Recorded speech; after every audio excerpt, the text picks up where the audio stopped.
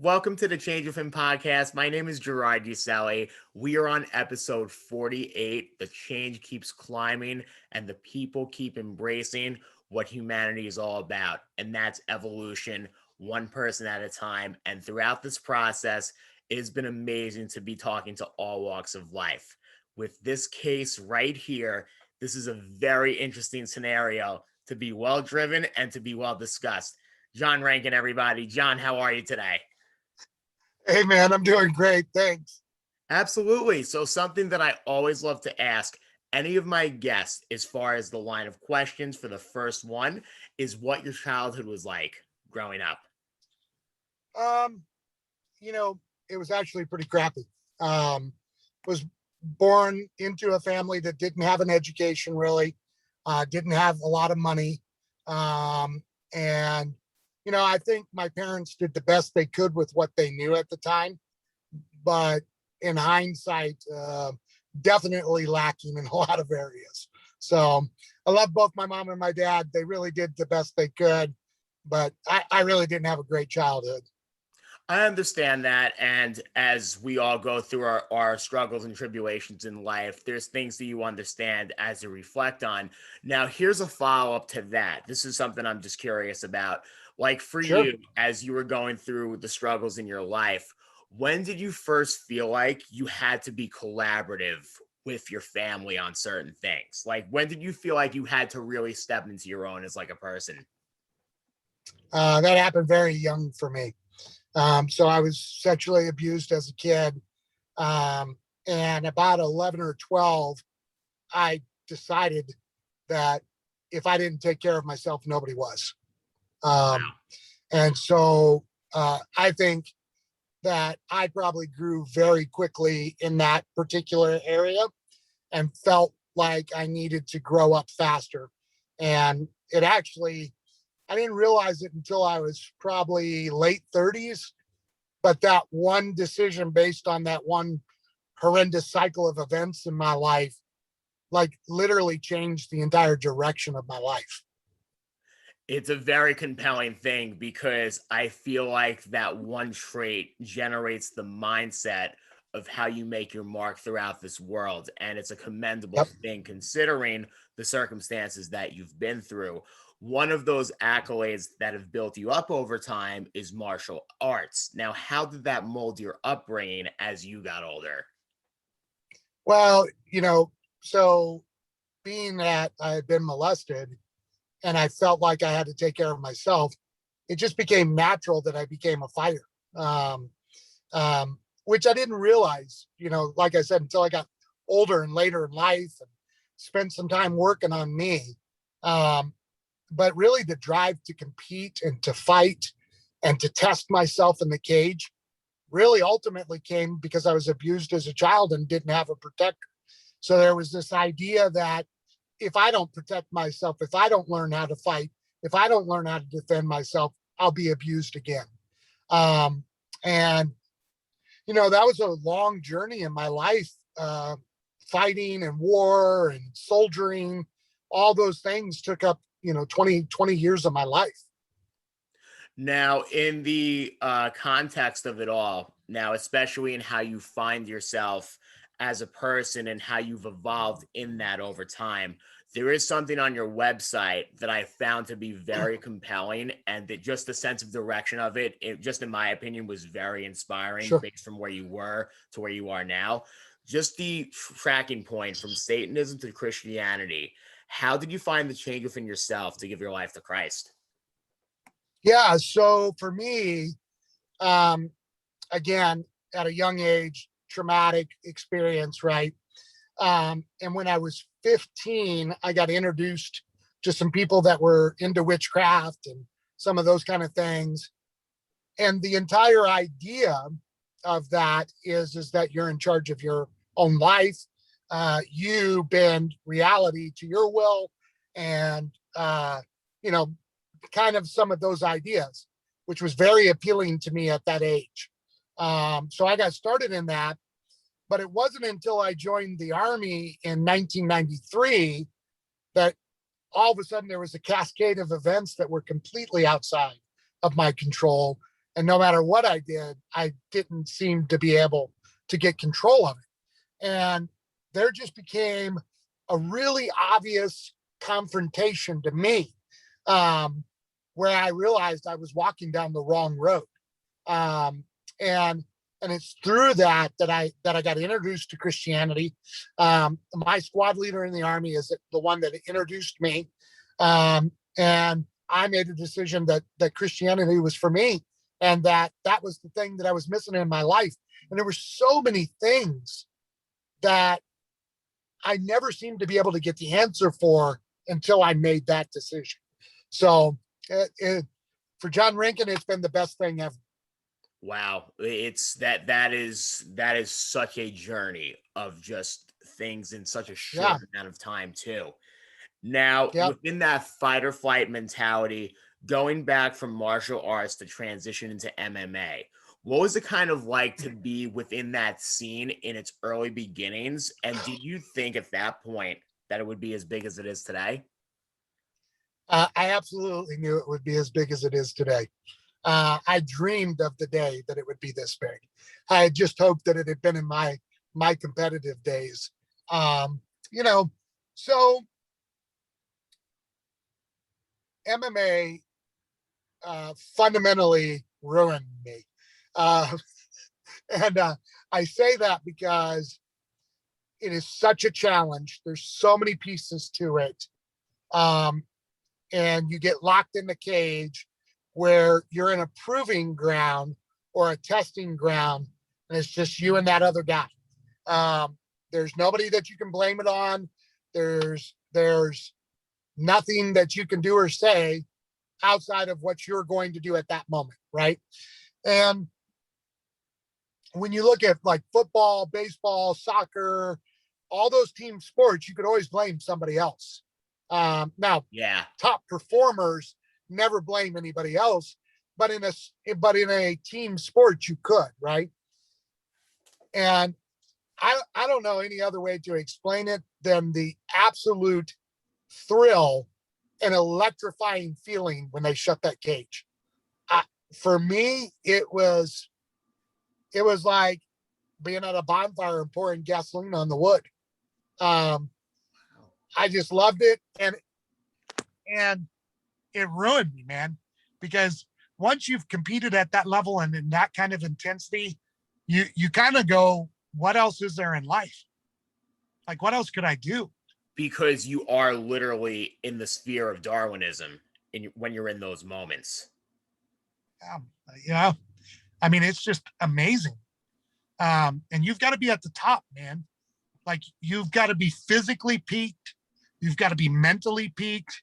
You've got to have your preparation have been at the peak.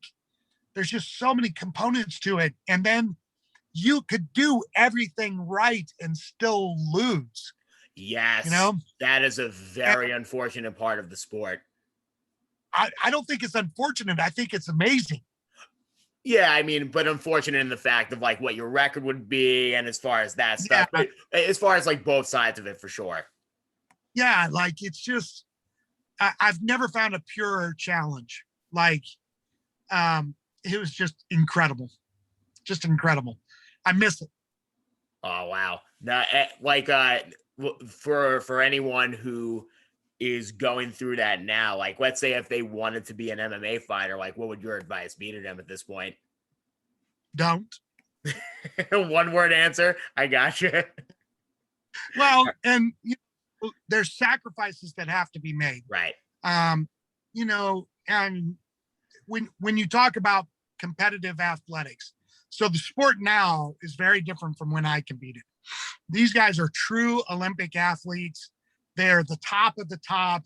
This is a full-time profession for them. We're talking 40 hours a week. They've got dietitians that are working with them, strength and conditioning coaches, mindset coaches. This is not where just anybody can do it anymore, right? When I started, anybody could do it that wasn't afraid to get punched in the face. Right.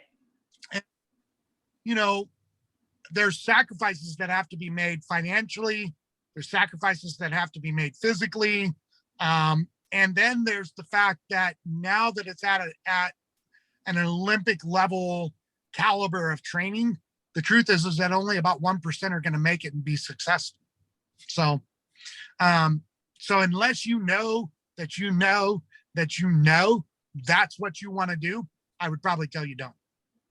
Fair enough on that. So, kind of to fast forward into the current things throughout your life, something I found very interesting, branding is so important, especially for someone like me. I think branding really just gives the prime definition of your market in this world.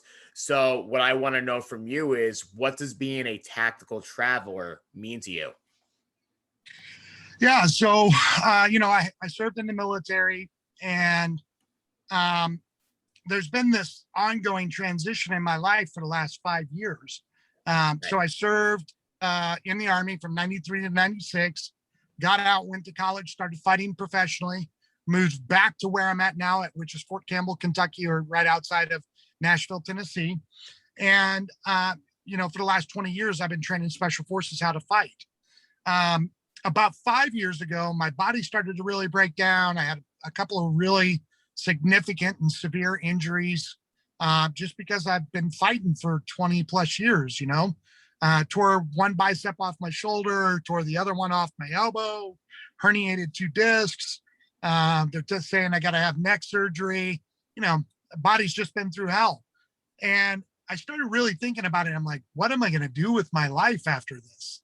Like, I don't know. This is what I've done for so long. And I knew I had to recreate myself. I knew that if I didn't get ahead of it, that I would be left hanging. And I asked myself the same question I did when I started fighting, which is, what do you want to do? What do you love to do? And let's find a way to make money doing it. And that was travel. So I actually branded from fight guy to flight guy. Right. And I did that very intentionally because everybody in my circle 5 years ago knew me from one of two veins. They either knew me from the Fight Church documentary in church, Yeah. or they knew me from my professional MMA career. And as I began that transition into the travel space as a side hustle, I knew I needed to rebrand. And I knew that I needed to enlarge my circle.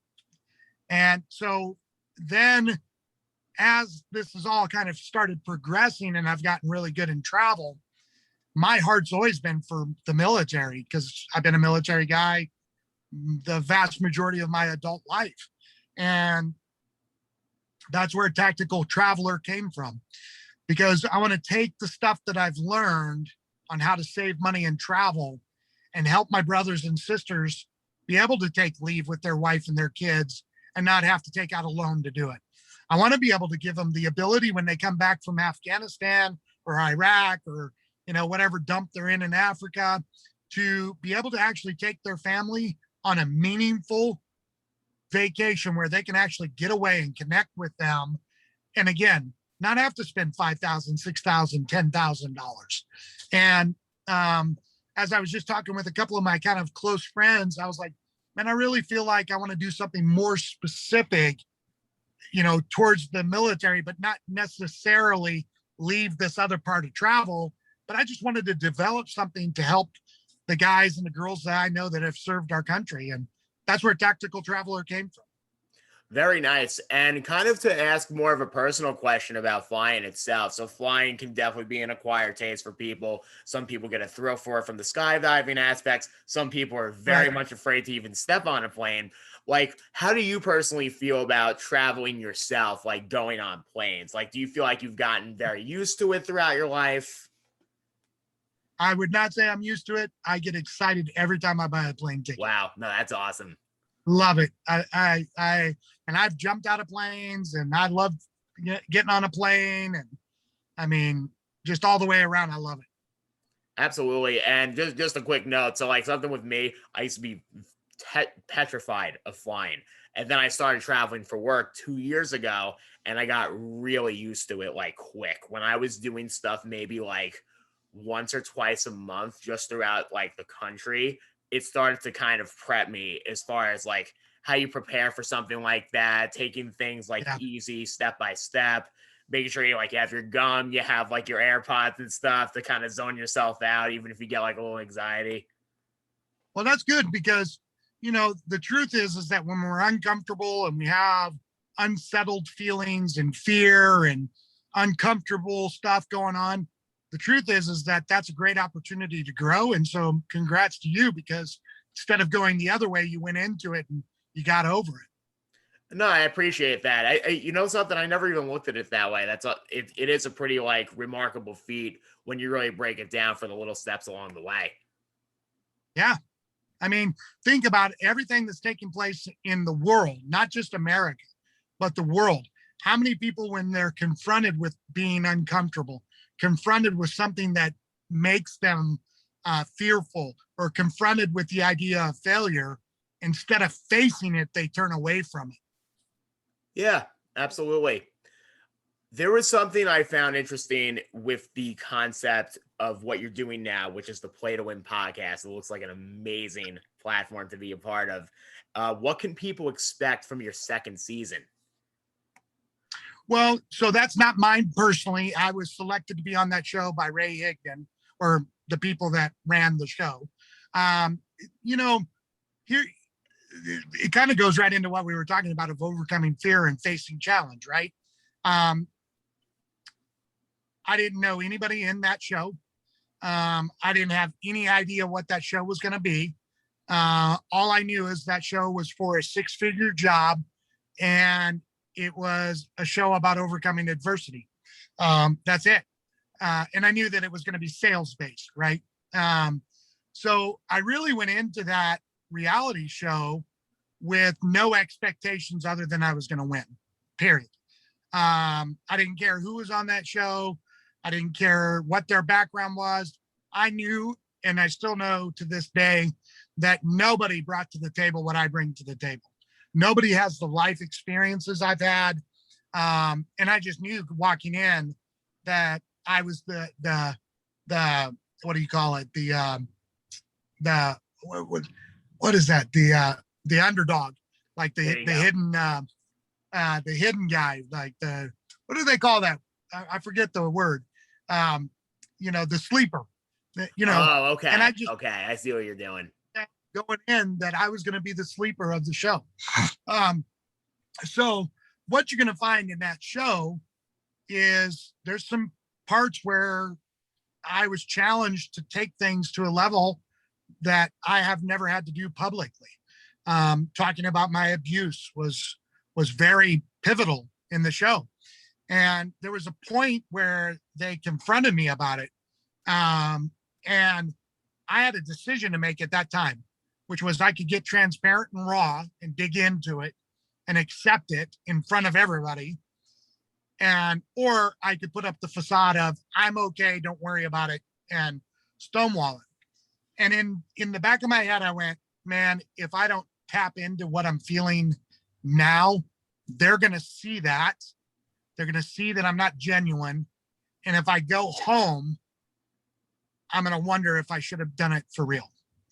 And so it was that kind of internal debate that led me to just go, no, I'm going to, anything and everything I need to do, I'm going to do it, even if it's talking about my abuse.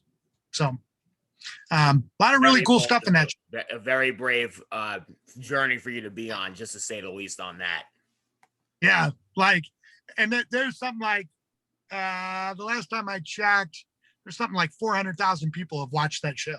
Wow.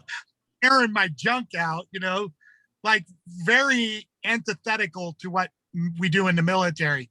You don't show people your blood. You don't show them weakness. It's always a pillar of strength. And here I'm on the show, I have to be vulnerable. So, it was challenging for me. And then also just a quick point. So as you have 400,000 people watching something like that, what I find to be interesting, specifically with men's mental health versus a comment section on a YouTube channel or like a page, I feel like there's such a contrast in how a lot of mindsets in males are set up versus the expressive traits that people go about in the comments and actually, in a lot of ways, to say how they feel without going face to face with it. It's not to say that I have much opinion on it, but it's an interesting construct. Yeah, so I think there's a couple of things there, right? So our culture, in my estimation, it seems like our culture has become very anti-male, right? And there seems to be this overwhelming move to, for lack of better language, feminize men to a degree. Right. But then you turn around, and when a man is vulnerable and exposes areas in his life where maybe he's not as healthy as he should be, there's this barrage of you freaking wuss, like, just very, condemning kind of speech. And it's almost like America has become bipolar. Like, which one do you want? Do you want me to be this bastion of strength that never has weakness? Or do you want me to be a little more vulnerable and show weakness? Like, I can't tell from day to day because you're so damn bipolar. Like, but what's crazy about that though is I've never heard it simplified to bipolar. That's something like, it's so interesting to even kind of like ration all these thoughts in your head. And it's like, America's bipolar. It's nuts. It's nuts. Like, there's no question. Listen, so it doesn't matter to me. I don't care about people's politics. It doesn't matter to me at all. But our political system has turned our country bipolar. Fair. No, I could give you that. You could be the exact opposite of me politically, and it should not matter to anybody. Exactly. Right? I mean, that's one of the greatest things about our nation is you have the freedom to do whatever you want and to think whatever you want and to say whatever you want. And so do I. And I just go, that's your opinion. Great. Not like, I don't care. Like, that's your opinion. And so I really do think our nation's bipolar. Like, I don't know. Well, to consistently have your sense of goals in one direction on that one rather than in multiple, I'm going to ask you a final question that I ask all of my guests in this one as well. What is the biggest change you want to see for yourself? Oh man, that's really good. I think the biggest change for me, my biggest motivating factor in my life, is to be a better father for my kids, to be who I'm supposed to be for them, and to set them up in a way for success that I was never given the opportunity for. Every day when I go to work, and I'm working my business and I'm working all my entrepreneurial endeavors, that's what's in the back of my head. And I think it's the role of parents, and I think it's the role of leaders, and it doesn't matter what kind of leader you are, is to ensure that the people that come after you or your children can get further ahead in life faster than you did. And I just want them to learn from, because I've made tons of mistakes, man, tons. And I'm not there yet. And I've got a lot of things in my own life that need to be worked out. But the major motivating factor and the thing that I want to see change the most is the potential for them. Wow. No, that is one of the most compelling statements about change that I've heard on this platform. And just to be very real, like, it's so like compelling to see someone acknowledge what changes there need to be and going step by step and making sure that you're taking accountability for what you want to do with it. So with that being said, that does conclude episode 48 of the Change Within podcast. For those who want to check us out on the Change Within podcast but never have the chance to, please check us out: Anchor, Instagram, Facebook, and YouTube. John, thank you very much for joining me today. Have a great rest of your day. Hey, man, thanks for having me on. Absolutely. Bye-bye.